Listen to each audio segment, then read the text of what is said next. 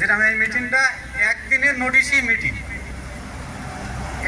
এরকম করে হয় না যে আমি চিঠি পাইছি একদিন আগেই তার পরের দিন মিটিং। উচিত ছিল যারা পুরাতন কমিটি আছে এই কমিটি দিয়ে আগে মিটিং করা উচিত ছিল যে আমরা এই যে দায়িত্ব আমাদের ঘাড়ে দেওয়া হয়েছে এই দায়িত্ব আমরা বহন করতে পারছি না, কি কেউ আমাদের কথা শুনছে না, তাহলে এই কমিটি নিয়ে এক জায়গায় বসিয়ে তারপর একটা সম্মেলন দিলে যে সবাই হাজির থাকতে হবে। কীভাবে হাজির হবে সেটা এক এক এলাকা থেকে এক একজনের ওপরে দায়িত্ব দিলে সবাই হাজির হইত, হওয়ার পরে তখন কমিটি গঠন করা যেত। কিন্তু আজকে দেখা যাচ্ছে 100-এর জায়গায় যদি 85% অথবা 60% লোকও থাকতো তাহলে এটা আজকে হয়তো কমিটি করা সম্ভব হতো, কিন্তু সেটা তো সম্ভব হবে না। তো এইভাবে আমরা যে যা এখানে আসি,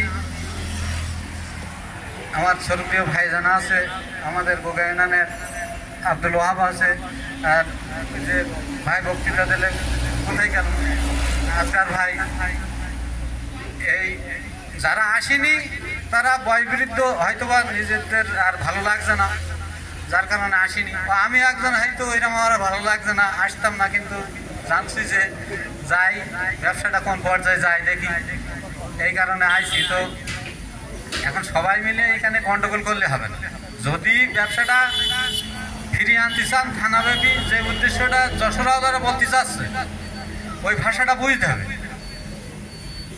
যে আপনারা একথা হচ্ছেন না কেন, হচ্ছেন না বলে আজকের আপনারা সবাই ক্ষতিগ্রস্ত হচ্ছে। সেই ভাষাটা বুঝে আমরা যদি মনে করি যে ওই পুরাতন কমিটি দিয়ে কাজ চলবে, কেন কমিটির ভিতরের থেকে যে কাজ করতে হবে এটা তো কথা না, বাইরে থেকেও করা যায়।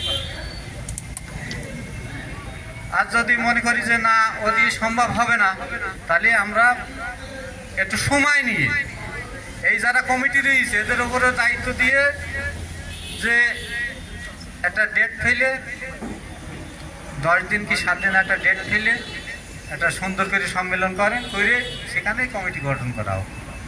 তাছাড়া আজকের তো আর সম্ভব হচ্ছে না, আর এটাও সম্ভব হবে না, যেহেতু কি উদ্দেশ্যে যে এই আজকের মিটিংটা এটাই জানি না আমরা, যার কারণে সাথে দেখেছি চলো যাই তাই আসলাম। তো হই হাল্লা গন্ডগোল করলে রাস্তার ধারে লোক দিয়ে আমাদের খারাপ বলবে, তা আমরা সভ্যতা ভদ্রতা বজায় রেখে আজকের মিটিং শেষ করব, সেইভাবে কেউ কারো আক্রমণ কথা বলবো না, এই বলে আমার বক্তব্য করছি।